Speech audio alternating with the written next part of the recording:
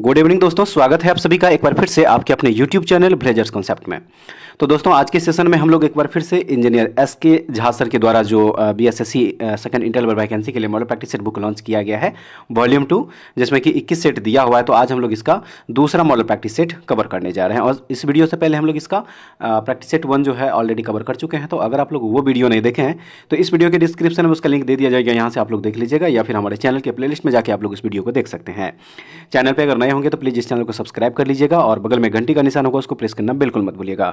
Video अगर अच्छी लगे तो एक लाइक जरूर कर दीजिएगा और अपने दोस्तों में भी इसको शेयर जरूर कीजिएगा। और अगर आप लोगों को इसका पीडीएफ चाहिए तो हमारे टेलीग्राम चैनल से जुड़ जाइए, वहां से इसका पीडीएफ भी आप लोग फ्री में डाउनलोड करके रिवीजन कर सकते हैं। तो चलिए दोस्तों शुरू करते हैं आज का सेशन और देखते हैं इस बुक का मॉडल प्रैक्टिस सेट नंबर 2 का पहला क्वेश्चन यहाँ पे क्या कह रहा है। तो देखिए क्वेश्चन नंबर फर्स्ट जो यहाँ पे दिया हुआ फ्रेंड्स कह रहा है इस क्वेश्चन में कि वन्यजीव संरक्षण के लिए निम्नलिखित में से कौन सी गतिविधियां या कार्य आवश्यक है। वन्यजीव संरक्षण के लिए निम्नलिखित में से कौन सी गतिविधियां या कार्य आवश्यक है। राइट आंसर इस क्वेश्चन का यहाँ पे हो जाएगा देखिए राष्ट्रीय उद्यान और वन्यजीव अभयारण्य। ठीक है, वन्यजीव संरक्षण जो है यह पौधों और जानवरों की प्रजातियां और उनके आवासों की रक्षा करने की प्रथा है, और वन्य जीवन के संरक्षण के लिए जो आवश्यक गतिविधियां है वह है राष्ट्रीय उद्यान और वन्यजीव अभयारण्य। ऑप्शन नंबर सी हो जाएगा सही आंसर। उसके बाद नेक्स्ट क्वेश्चन देखेंगे। इसमें कह रहा है कि राष्ट्रीय महिला आयोग की स्थापना किस वर्ष की गई थी। राष्ट्रीय महिला आयोग की स्थापना किस वर्ष की गई थी। सही आंसर इस क्वेश्चन का होगा देखिए 1992 ईस्वी में। ठीक है, राष्ट्रीय महिला आयोग की स्थापना जो है यह 31 जनवरी 1992 ईस्वी को जो है किया गया था, याद रखिएगा। और इसकी स्थापना जो है यह राष्ट्रीय महिला आयोग अधिनियम 1990 के तहत एक वैधानिक निकाय के रूप में करी गई थी। तो ऑप्शन नंबर बी हो जाएगा इस क्वेश्चन का यहाँ पे सही आंसर। उसके बाद चलिए अगला क्वेश्चन देखेंगे। देखिए फ्रेंड्स कह रहा है इस क्वेश्चन में कि 1922-23 में मुंगेर में किसान सभा का आयोजन किसने किया था।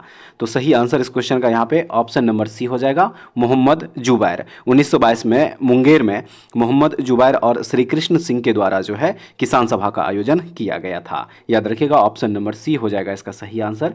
चलिए अगला क्वेश्चन देखेंगे। कह रहा है इसमें कि बोडो भाषा का प्रयोग निम्न में से कौन से राज्यों में किया जाता है। बोडो भाषा का प्रयोग निम्न में से कौन से राज्यों में किया जाता है। सही आंसर हो जाएगा इसका देखिए असम में जो है इस भाषा का इस्तेमाल किया जाता है। ठीक है, बोडो भाषा जो है यह मुख्य रूप से असम में बोली जाती है। बोडो लोगों के द्वारा बोडो भाषा बोली जाती है, जैसे कि भारत की 22 अनुसूचित भाषाओं में से एक के रूप में जो है मान्यता प्राप्त है, याद रखिएगा। ऑप्शन नंबर सी हो जाएगा सही आंसर। उसके बाद जो नेक्स्ट क्वेश्चन दिया हुआ है इस पे कह रहा है कि जापान की संसद का क्या नाम है।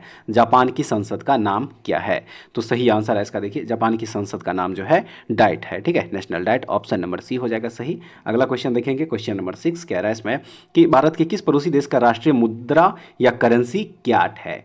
तो सही आंसर इसका हो जाएगा देखिए म्यांमार जो है, म्यांमार इसकी जो ये जो मुद्रा है वो क्या है, तो क्याट हो जाएगा। ठीक है, क्या हो जाएगा, क्याट हो जाएगा। ऑप्शन नंबर डी हो जाएगा सही आंसर। उसके बाद जो नेक्स्ट क्वेश्चन दिया हुआ यहाँ पे क्वेश्चन नंबर 7 इस पे कह रहा है कि भारत का राष्ट्रीय फूल क्या है। भारत का राष्ट्रीय फूल सही आंसर देखिए कमल जो है यह भारत का राष्ट्रीय फूल है, याद रखिएगा। ऑप्शन नंबर बी हो जाएगा सही आंसर। उसके बाद जो नेक्स्ट क्वेश्चन दिया हुआ क्वेश्चन नंबर 8 इस पे कह रहा है कि इनमें से कौन विभाजन के बारे में प्रसिद्ध आख्यान the other side of silence के लेखक हैं।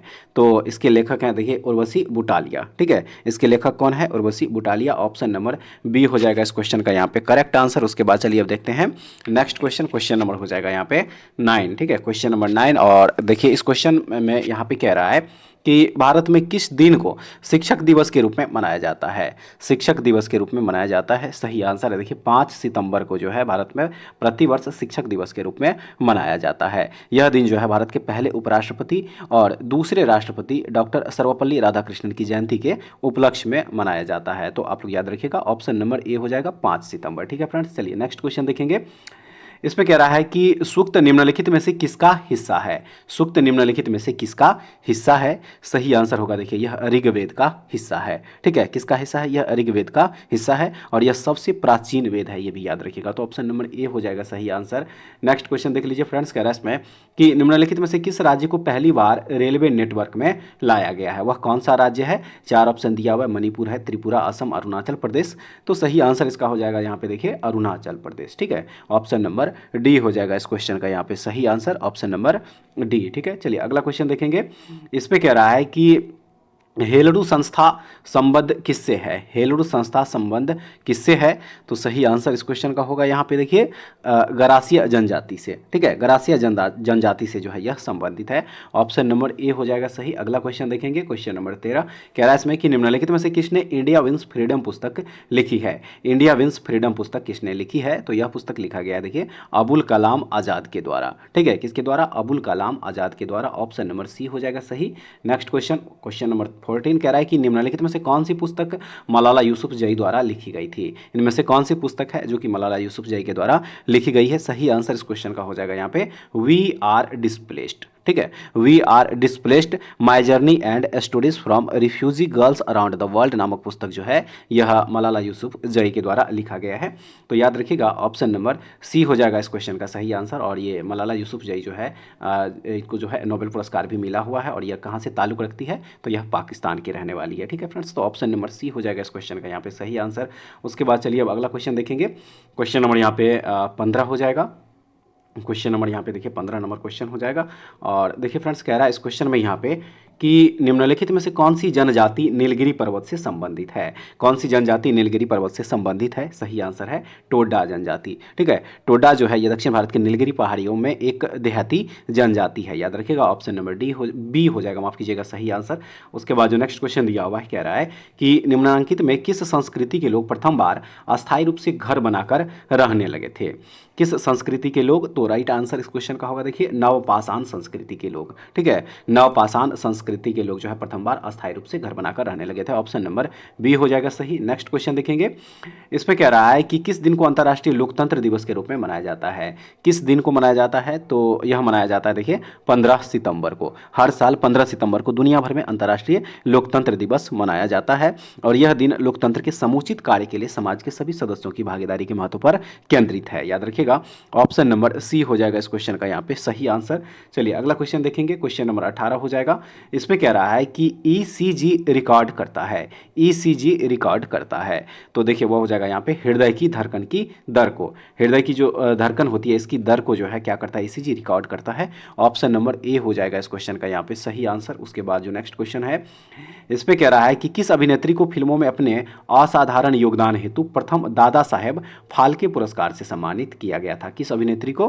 तो राइट आंसर इसका देखिए यहाँ पे देविका रानी हो जाएगा। ठीक है, देविका रानी को जो है भारत के राष्ट्रपति ने 1958 ईस्वी में पद्मश्री से भी सम्मानित किया था। और उन्हें 1970 ईस्वी में पहली बार दादा साहब फाल्के पुरस्कार जो है प्राप्त करने का गौरव भी प्राप्त हुआ था। याद रखिएगा ऑप्शन नंबर डी हो जाएगा सही आंसर। उसके बाद नेक्स्ट क्वेश्चन देखेंगे, इस पे कह रहा है कि राष्ट्रीय प्राकृतिक इतिहास संग्रहालय यानी कि NMNH किस स्थान पर स्थित है? तो याद रखिएगा यह नई दिल्ली में स्थित है। ठीक है, राष्ट्रीय प्राकृतिक इतिहास संग्रहालय जो है यह नई दिल्ली में स्थित है। याद रखिएगा ऑप्शन नंबर ए हो जाएगा इस क्वेश्चन का यहाँ पे सही आंसर। अगला क्वेश्चन देखेंगे, इसमें है कि पंचम वेद किसे कहा जाता है? पंचम वेद किसे कहा जाता है? याद रखिएगा भरत मुनि कृत नाट्य शास्त्र को जो है पंचम वेद कहा जाता है। ऑप्शन नंबर ए हो जाएगा सही आंसर। ठीक है, अगला क्वेश्चन देख लीजिए। 22 नंबर क्वेश्चन में यहाँ पे कह रहा है कि मनु, नारद और बृहस्पति कौन थे? मनु, नारद और बृहस्पति कौन थे? राइट आंसर है यह प्राचीन भारत के कानूनविद थे। ठीक है, कौन थे? प्राचीन भारत के कानूनविद। ऑप्शन नंबर डी जो है इस क्वेश्चन का यहाँ पे क्या हो जाएगा? सही आंसर हो जाएगा। ठीक है फ्रेंड्स, चलिए अगला क्वेश्चन देखते हैं। अगला क्वेश्चन यहाँ पे जो दिया हुआ है देखिए इसमें कह रहा है कि पहला डुरंड फुटबॉल टूर्नामेंट या डुरंड कप किस वर्ष आयोजित किया गया था? तो इसका जो आयोजन हुआ था सबसे पहले वह हुआ था 1888 ईस्वी में। ठीक है, 1888 ईस्वी में जो है इसका पहला आयोजन किया गया था। और इसका जो पहला आयोजन हुआ था वह हुआ था शिमला में। तो ऑप्शन नंबर ए हो जाएगा सही। नेक्स्ट क्वेश्चन देख लीजिए, इसमें कह रहा है कि आरिफ खान निम्नलिखित में से किस खेल से संबंधित है? आरिफ खान निम्नलिखित में से किस खेल से संबंधित है? सही आंसर इस क्वेश्चन का होगा देखिए स्काइंग से संबंधित है ये। ठीक है, आरिफ खान जो है ये स्काइंग से संबंधित है। ऑप्शन नंबर सी हो जाएगा इस क्वेश्चन का यहाँ पे सही आंसर। ठीक है फ्रेंड्स, चलिए अगला क्वेश्चन देख लीजिए। 25 नंबर में कह रहा है कि विश्व व्यापार संगठन यानी कि WTO जिसको कि वर्ल्ड ट्रेड ऑर्गेनाइजेशन भी कहा जाता है का मुख्यालय कहाँ स्थित है? WTO का मुख्यालय कहाँ स्थित है? तो याद रखिएगा इसका मुख्यालय जो है यह स्विट्जरलैंड के जेनेवा में है। ठीक है, इसका मुख्यालय कहाँ है? या स्विट्जरलैंड के जेनेवा में। बात करेगा WTO की स्थापना की तो इसकी जो स्थापना हुई थी फ्रेंड्स वह 1995 यानी कि 1995 ईस्वी में जो है इसकी स्थापना हुई थी। याद रखिएगा ऑप्शन नंबर बी हो जाएगा इस क्वेश्चन का यहाँ पे राइट आंसर। आइए अब देखते हैं नेक्स्ट क्वेश्चन। क्वेश्चन नंबर हो जाएगा देखिए यहाँ पे 26 कह रहा है कि जहांगीर ने किस राज्य के शासक को मुगल दरबार में उपस्थित होने में छूट दी। सही आंसर इस क्वेश्चन का ऑप्शन नंबर बी, मेवाड़ का शासक हो जाएगा। ठीक है, ऑप्शन नंबर बी हो जाएगा इस क्वेश्चन का यहाँ पे सही आंसर। नेक्स्ट क्वेश्चन है कि अकबर के काल में कृषि भूमि को कितने प्रकारों में विभाजित किया गया था। अकबर के काल में कृषि भूमि को कितने प्रकारों में विभाजित किया गया था। सही आंसर है देखिए 4 भागों में। ठीक है, कितने भागों में, 4 प्रकारों में जो इसको विभाजित किया गया था, याद रखिएगा ऑप्शन नंबर बी हो जाएगा सही आंसर। उसके बाद जो नेक्स्ट क्वेश्चन दिया हुआ है 28 नंबर, इसमें है कि भारत में सर्वप्रथम आने वाले यूरोपीय कौन थे। भारत में सर्वप्रथम आने वाले यूरोपीय कौन थे, तो वह थे पुर्तगाली। ठीक है, कौन थे, पुर्तगाली थे। ऑप्शन नंबर सी हो जाएगा इस क्वेश्चन का यहाँ पे राइट आंसर। उसके बाद चलिए अब देखते हैं अगला क्वेश्चन। क्वेश्चन नंबर हो जाएगा फ्रेंड्स यहाँ पे 29। ठीक है, क्वेश्चन नंबर देखिए 29, इसमें कह रहा है कि निम्नलिखित में से किसने अकाल तख्त साहिब की स्थापना की। निम्नलिखित में से किसने अकाल तख्त साहिब की स्थापना की। सही आंसर इस क्वेश्चन का देखिए यहाँ पे गुरु हरगोबिंद जी हो जाएगा। ठीक है, गुरु हरगोबिंद जी के द्वारा जो है अकाल तख्त साहिब की स्थापना करी गई थी। ऑप्शन नंबर ए हो जाएगा इस क्वेश्चन का यहाँ पे सही आंसर। ठीक है, उसके बाद चलिए अगला क्वेश्चन देख लीजिए। क्वेश्चन नंबर 30 कह रहा है इसमें कि 1857 के विद्रोह के दौरान बिहार में क्रांतिकारियों के नेता कौन थे। बिहार में क्रांतिकारियों के नेता कौन थे। सही आंसर है देखिए बाबू वीर कुंवर सिंह जो है यह 1857 के विद्रोह के दौरान बिहार में क्रांतिकारी नेता। ऑप्शन नंबर बी हो जाएगा सही आंसर। नेक्स्ट क्वेश्चन जो दिया हुआ है कह रहा है इसमें तारिक ए दिलकुश पुस्तक के लेखक कौन है। तारिक ए दिलकुश पुस्तक के लेखक कौन है, तो इस पुस्तक के लेखक है भीमसेन। ठीक है फ्रेंड्स, कौन है, भीमसेन है। ऑप्शन नंबर डी हो जाएगा सही आंसर। नेक्स्ट क्वेश्चन इसमें है कि विलियम बेंटिंक ने निम्नलिखित में से किस किले को राजस्थान का जिब्राल्टर कहा था। राजस्थान का जिब्राल्टर कहा था, किस किले को कहा था, तो यह तारागढ़ का जो दुर्ग है इसे ही कहा था, याद रखिएगा। ऑप्शन नंबर ए हो जाएगा इस क्वेश्चन का सही आंसर। अगला आइए फ्रेंड्स अब देखते हैं नेक्स्ट क्वेश्चन। क्वेश्चन नंबर 33 कह रहा है कि मुस्लिम लीग की स्थापना कहाँ हुई थी, तो सही आंसर इस क्वेश्चन का यहाँ पे ढाका हो जाएगा। ठीक है, मुस्लिम लीग की स्थापना कहाँ पे, ढाका में हुई थी। और कब हुई थी, तो 1906 ईस्वी में, याद रखिएगा। ऑप्शन नंबर ए हो जाएगा सही आंसर। अगला क्वेश्चन इसमें है कि पुस्तक एनिहिलेशन ऑफ कॉस्ट के लेखक का नाम बताइए। तो इस पुस्तक के जो लेखक है वह है बी.आर. अम्बेडकर। ठीक है, बी.आर. अम्बेडकर जो है इस पुस्तक के लेखक हैं। ऑप्शन नंबर ए हो जाएगा सही। अगला क्वेश्चन देख लीजिए। इसमें कह रहा है कि निम्नलिखित विदेशी यात्रियों में से कौन सबसे पहले भारत आया था। सबसे पहले भारत आया था, तो सही हो जाएगा इसका देखिए फाहियान जो है। 4 ऑप्शन जो दिया हुआ इसमें से फाहियान जो है सबसे पहले भारत आया हुआ था। वह एक चीनी बौद्ध भिक्षु थे जो कि लगभग 405 ईस्वी जो है 405 ईस्वी में भारत आए थे, याद रखिएगा। ऑप्शन नंबर ए हो जाएगा इस क्वेश्चन का यहाँ पे सही आंसर। और उसके बाद चलिए अब अगला क्वेश्चन देखेंगे। 36 नंबर में कह रहा है कि किस बौद्ध संगति के उपरांत महायान संप्रदाय का उत्कर्ष हुआ था। किस बौद्ध संगति के उपरांत, तो सही आंसर इसका हो जाएगा देखिए चतुर्थ जो बौद्ध संगति हुआ था उसी के उपरांत जो है महायान संप्रदाय का उत्कर्ष जो है हुआ था। ठीक है, तो ऑप्शन नंबर डी हो जाएगा इस क्वेश्चन का यहाँ पे सही आंसर। उसके बाद चलिए अगला क्वेश्चन देखेंगे। कह रहा है इसमें कि हरिसेन किसके दरबार में कवि और मंत्री थे। हरिसेन किसके दरबार में कवि और मंत्री थे, तो सही आंसर इसका समुद्रगुप्त हो जाएगा। हरिसेन जो है यह समुद्रगुप्त के दरबार में कवि और मंत्री थे। ऑप्शन नंबर बी हो जाएगा करेक्ट आंसर। उसके बाद जो अगला क्वेश्चन दिया हुआ है देखिए इसमें कह रहा है कि खदानों को खाली करने के लिए माइनर्स फ्रेंड का 1698 ईस्वी में किसके द्वारा आविष्कार किया गया था। माइनर्स फ्रेंड का 1698 ईस्वी में किसके द्वारा आविष्कार किया गया था, तो यह आविष्कार किया गया था थॉमस शेवरी के द्वारा। ठीक है, किसके द्वारा, थॉमस शेवरी के द्वारा। ऑप्शन नंबर बी हो जाएगा। उसके बाद जो नेक्स्ट क्वेश्चन है कह रहा है इसमें कि किस वर्ष में इंग्लैंड ने अमेरिकी स्वतंत्रता को मान्यता प्रदान की थी। किस वर्ष में, तो देखिए वह वर्ष हो जाएगा यहाँ पे 1783 ईस्वी। ठीक है, 1783 ईस्वी इस क्वेश्चन का राइट आंसर होगा। ऑप्शन नंबर सी में दिया हुआ है। उसके बाद जो अगला क्वेश्चन है कह रहा है इसमें कि राज्यों के किस समूह में द्विसदनीय विधायिका है। राज्यों के किस समूह में द्विसदनीय विधायिका है, तो वह हो जाएगा देखिए यहाँ पे बिहार, महाराष्ट्र, उत्तर प्रदेश और कर्नाटक में जो है द्विसदनीय विधायिका है। ऑप्शन नंबर बी हो जाएगा इस क्वेश्चन का सही आंसर। ठीक है फ्रेंड्स, चलिए अगला क्वेश्चन देखेंगे। कह रहा है इसमें कि 2019 किस प्रसिद्ध विज्ञान पत्रिका या पत्रिका का 150वां वर्ष है, तो वह हो जाएगा देखिए यहाँ पे नेचर। ठीक है, नेचर जो है इस क्वेश्चन का यहाँ पे करेक्ट आंसर हो जाएगा। ऑप्शन नंबर सी हो जाएगा इस क्वेश्चन का यहाँ पे सही आंसर। अब चलिए अगला क्वेश्चन देखेंगे। क्वेश्चन नंबर 42 में कह रहा है कि निम्नलिखित में से कौन सा एड्स का कारण है। एड्स का कारण है, तो राइट आंसर देखिए विषाणु, जिसको कि वायरस कहा जाता है, यही एड्स का कारण होता है।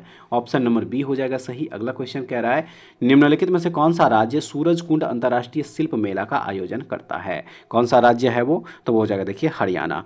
हरियाणा जो है सूरजकुंड अंतर्राष्ट्रीय शिल्प मेला का आयोजन करता है? ऑप्शन नंबर ए हो जाएगा सही आंसर। उसके बाद चलिए अब अगला क्वेश्चन देखेंगे। क्वेश्चन नंबर हो जाएगा यहाँ पे 44, ठीक है। क्वेश्चन नंबर 44 जो दिया हुआ फ्रेंड्स, कह रहा है इसमें कि निम्नलिखित में से कौन सा दिल्ली का राज्य वृक्ष है? निम्नलिखित में से कौन सा दिल्ली का राज्य वृक्ष है? तो देखिए गुलमोहर का जो पेड़ है यह दिल्ली का राज्य वृक्ष है, ठीक है। गुलमोहर का पेड़ क्या है? दिल्ली का राज्य वृक्ष हो जाएगा। तो ऑप्शन नंबर ए जो दिया हुआ है देखिए फ्रेंड्स, इस क्वेश्चन का यहाँ पे करेक्ट आंसर होगा। अब चलिए अगला क्वेश्चन देखेंगे। यहाँ पे इस पे कह रहा है कि कान्हा राष्ट्रीय उद्यान का अनमोल रत्न किसे माना जाता है? कान्हा राष्ट्रीय उद्यान का अनमोल रत्न किसे माना जाता है? तो सही आंसर इस क्वेश्चन का देखिए बारहसिंगा को माना जाता है, ठीक है। ऑप्शन नंबर यहाँ पे सी हो जाएगा करेक्ट आंसर। चलिए अगला क्वेश्चन देख लीजिए। क्वेश्चन नंबर यहाँ पे 46 नंबर हो जाएगा। कह रहा है कि कोप्पल टॉय क्लस्टर भारत का पहला खिलौना निर्माण क्लस्टर किस राज्य में स्थित है? किस राज्य में स्थित है ये? तो याद रखिएगा यह कर्नाटक राज्य में स्थित है। ऑप्शन नंबर यहाँ पे बी इस क्वेश्चन का यहाँ पे करेक्ट आंसर हो जाएगा, ठीक है। चलिए अगला क्वेश्चन देखेंगे। 47 नंबर क्वेश्चन कह रहा है इसमें कि पूसा रूबी किसकी उन्नत किस्म है? यहाँ पे किस्म हो जाएगा। तो देखिए सही आंसर इस क्वेश्चन का ऑप्शन नंबर बी, टमाटर का जो है यह एक किस्म होता है, ठीक है। टमाटर का एक किस्म होता है, याद रखिएगा ऑप्शन नंबर बी हो जाएगा सही। नेक्स्ट क्वेश्चन देखेंगे। इसमें कह रहा है कि चौड़ी चौरा कांड किस वर्ष में हुआ था? चौड़ी चौरा कांड किस वर्ष में हुआ था? तो याद रखिएगा यह 1922 ईस्वी में हुआ था। 4 फरवरी 1922 ईस्वी को चौड़ी चौरा जो है कांड हुआ था, याद रखिएगा ऑप्शन नंबर सी हो जाएगा सही आंसर। उसके बाद अगला क्वेश्चन देख लीजिए। कह रहा है कि निम्नलिखित में से किसे बाला पीर नाम दिया गया है? निम्नलिखित में से किसे बाला पीर नाम दिया गया है? तो सही आंसर है इस क्वेश्चन का देखिए गुरु हर कृष्ण जी को जो है बाला पीर नाम दिया गया है। ऑप्शन नंबर ए हो जाएगा इस क्वेश्चन का सही आंसर, ठीक है फ्रेंड्स। चलिए अगला क्वेश्चन देखेंगे। इसमें कह रहा है कि प्रसिद्ध व्यक्ति पंडित गोपाल मिश्रा का संबंध किस संगीत घराने से है? किस संगीत घराने से है? तो इनका संबंध जो है बनारस घराने से है। ऑप्शन नंबर ए हो जाएगा सही। उसके आइए अब देखते हैं नेक्स्ट क्वेश्चन। इसमें कह रहा है कि एक टेस्ला किसके बराबर होता है? एक टेस्ला किसके बराबर होता है? तो सही आंसर हो जाएगा देखिए यहाँ पे ऑप्शन नंबर ए में जो दिया हुआ है 10 के पावर यहाँ पे 4 हो जाएगा। देखिए 10 के पावर में जो है यहाँ पे 4 हो जाएगा। 10 के पावर 4 गॉस जो है, ठीक है, 10 के पावर 4 गॉस जो है यह एक टेस्ला के बराबर होता है। तो ऑप्शन नंबर 1 जो दिया 10 के पावर 4 ये इसका करेक्ट आंसर हो जाएगा, ठीक है। चलिए अगला क्वेश्चन देखेंगे। इसमें कह रहा है कि पोटासियम परमैंगनेट का उपयोग पानी को शुद्ध करने के लिए किया जाता है क्योंकि यह क्या होता है?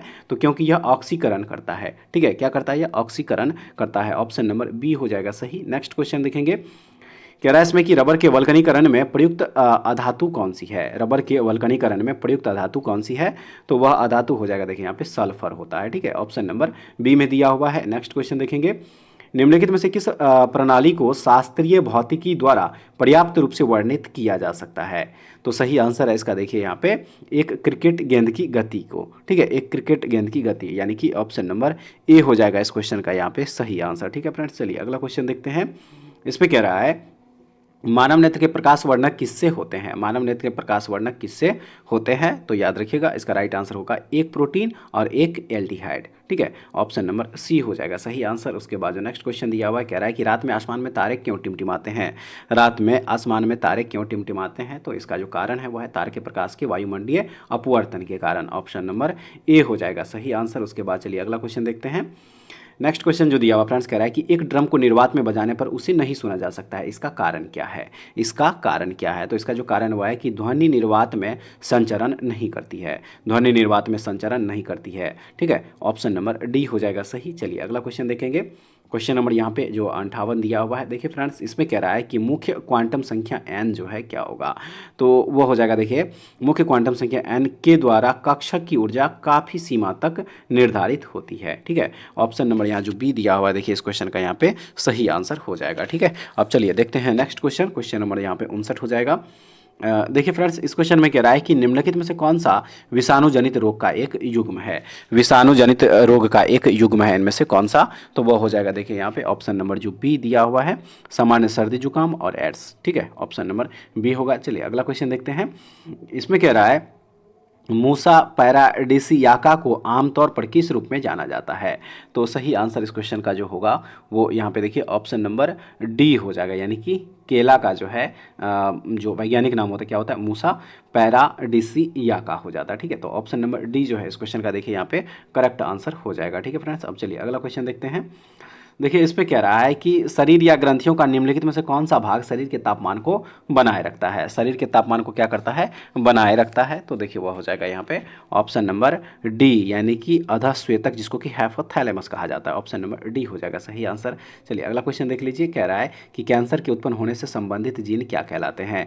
कैंसर के उत्पन्न होने से संबंधित जीन क्या कहलाते हैं, तो इसे कहा जाता है ओंकोजीन कहा जाता है इसे, ठीक है। ऑप्शन नंबर डी में दिया हुआ है। उसके बाद चलिए अगला क्वेश्चन देखते हैं, कह रहा है कि पानी में अणु ऑक्सीजन होता है, पानी में अणु ऑक्सीजन होता है, तो वो हो जाएगा देखिए यहाँ पे ऑप्शन नंबर सी sp3 संकरण हो जाएगा, ठीक है। ऑप्शन नंबर सी इस क्वेश्चन का करेक्ट आंसर होगा। आप उसके बाद चलिए अगला क्वेश्चन देखते हैं, कह रहा है इसमें कि दूरी मापने की सबसे बड़ी इकाई कौन सी है, दूरी मापने की सबसे बड़ी इकाई। तो देखिए पारसेक जो होती है यह दूरी मापने की सबसे बड़ी इकाई होती है। ऑप्शन नंबर ए हो जाएगा इस क्वेश्चन का यहाँ पे सही आंसर। आइए अब देखते हैं अगला क्वेश्चन, क्वेश्चन नंबर 65 कह रहा है इसमें कि एक सामान्य मनुष्य में कितने जोड़े ऑटोसोम होते हैं। तो देखिए फ्रेंड्स इस क्वेश्चन का राइट आंसर यहाँ पे 22 जोड़े हो जाएगा, ठीक है। सबसे पहले बता दें कि मनुष्य में जो है कुल 46 गुणसूत्र होते हैं 23 जोड़े में, ठीक है। और ये 22 जोड़े जो है जो कि पुरुषों और महिलाओं दोनों के लिए समान है, उसे ही ऑटोसोम कहा जाता है। तो ऑप्शन नंबर ए हो जाएगा इस क्वेश्चन का यहाँ पे सही आंसर।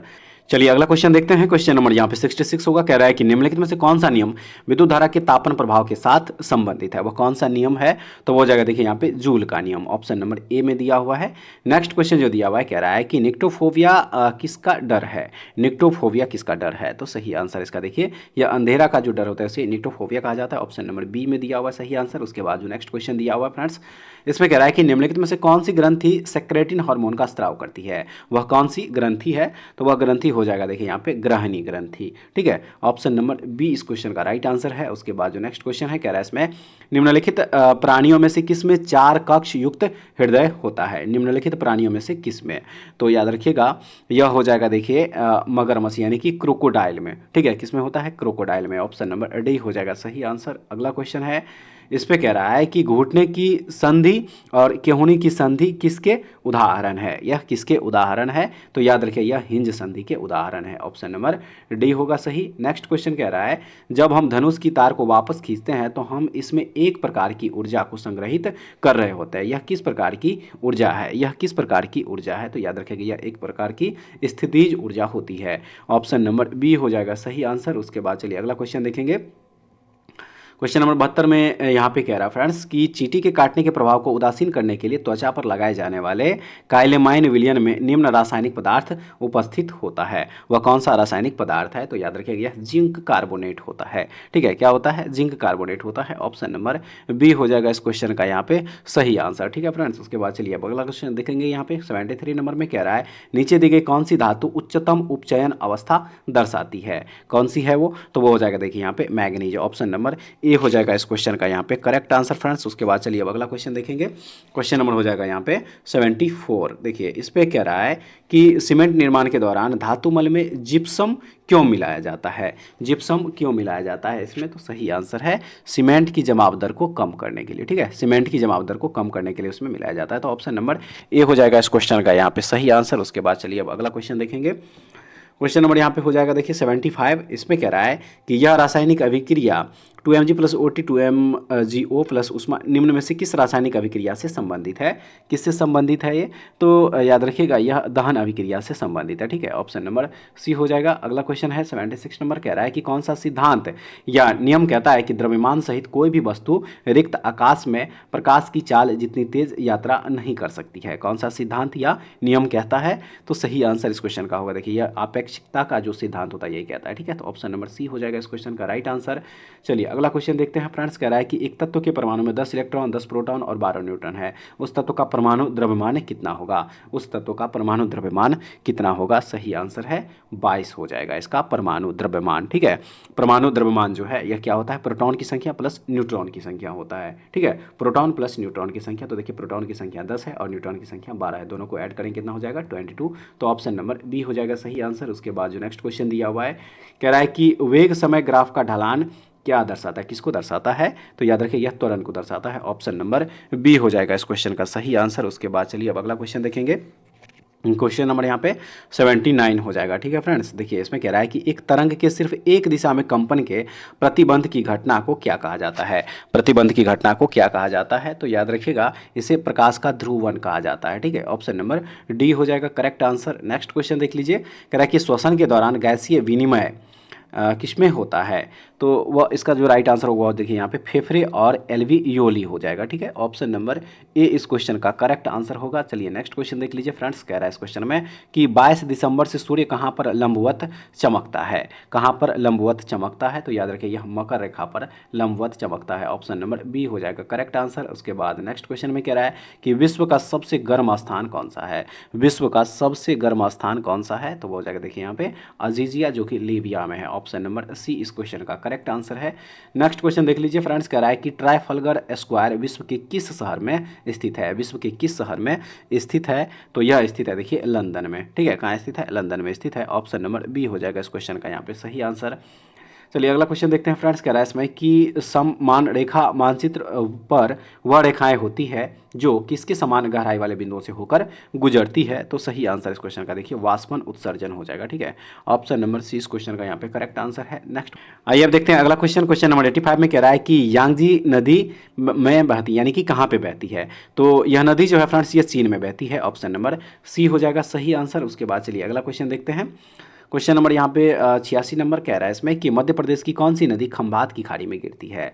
मध्य प्रदेश की कौन सी नदी खंभात की खाड़ी में गिरती है, तो याद रखिएगा वह नदी है नर्मदा नदी। ऑप्शन नंबर सी इस क्वेश्चन का सही आंसर हो जाएगा। नर्मदा नदी को मध्य प्रदेश की जीवन रेखा भी कहा जाता है फ्रेंड्स, याद रखिएगा आप लोग। ठीक है, उसके बाद चलिए अगला क्वेश्चन देखेंगे, यहाँ पे 87 कह रहा है कि पश्चिम अफ्रीका की निम्नलिखित झीलों में से कौन सी एक सूखकर मरुस्थल में बदल गई है, तो राइट आंसर इस क्वेश्चन का देखिए यहाँ पे लेक फागोबीन हो जाएगा, जो कि ऑप्शन नंबर बी में दिया हुआ है। अगला क्वेश्चन जो दिया हुआ फ्रेंड्स कह रहा है कि कुद्रेमुख खदान को दुनिया में सबसे बड़ा माना जाता है, यह किस राज्य में स्थित है। यह किस राज्य में स्थित है, तो याद रखिए यह कर्नाटक राज्य में स्थित है। ऑप्शन नंबर बी हो जाएगा सही। अगला क्वेश्चन देख लीजिए फ्रेंड्स, कह रहा है इसमें कि प्रवाल मुख्य रूप से कितने अक्षांशों या देशांतरों के मध्य पाए जाते हैं, तो देखिए वह हो जाएगा यहाँ पे उष्णकटिबंधीय समुद्रों में 30 डिग्री उत्तर से 30 डिग्री दक्षिण के मध्य में है। ठीक है, ऑप्शन नंबर ए हो जाएगा। उसके बाद जो अगला क्वेश्चन है देखिए इसमें कह रहा है कि गर्मधारा जो उत्तरी अमेरिका के पूर्वी तट के साथ समानांतर बह रही है, तो देखिए उस क्वेश्चन का करेक्ट आंसर होगा यहाँ पे गल्फ धारा। ठीक है, गल्फ धारा जो है इस क्वेश्चन का यहाँ पे करेक्ट आंसर हो जाएगा। उसके बाद जो फ्रेंड्स देखिए यहाँ पे मैथ और रीजनिंग का क्वेश्चन है, तो इसका जो है PDF जो है हमारे टेलीग्राम चैनल पर अपलोड कर दिया जाएगा, तो आप लोग उसको वहाँ से डाउनलोड करके इसको खुद से सॉल्व कर लीजिएगा। ठीक है, तो ऐसे वीडियो पाने के लिए हमारे चैनल के साथ जुड़े रहिए। नेक्स्ट वीडियो द्वारा फिर से मिलते हैं, तब तक के लिए जय हिंद।